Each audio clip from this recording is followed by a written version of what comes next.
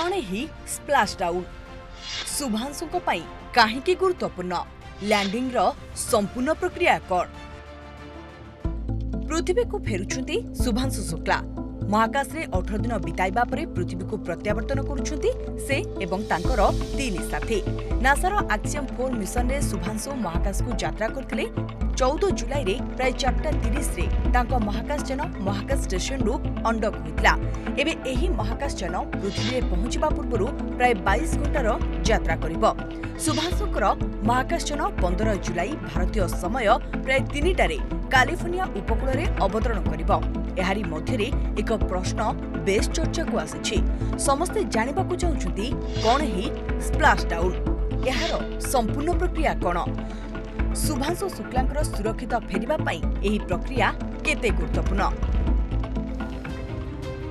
Splash down शब्दटी महाकाश mission रे व्यवहृत होइथाय। एही प्रक्रिया सेतेबेले होइथाय जेतेबेले एक महाकाशयान को पानी रे अवतरण करा जाय।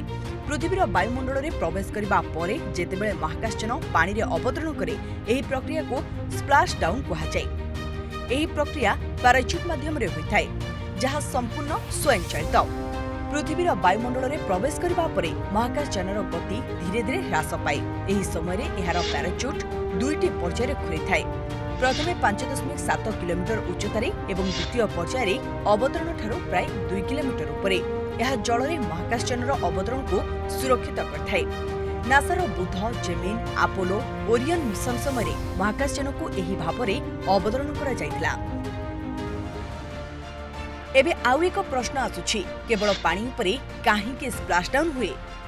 वास्तव में जेतेबेले एक महाकाशयान वायुमंडल रे प्रवेश करे एहार गति बहुत अधिक थाए जोंथाय इंधन बहुत द्रुत गति रे चले आउ एहा प्रचुर ताप मध्ये उत्पादन करे। एपरि परिस्थिति रे विमान क्षतिग्रस्त होई पारे।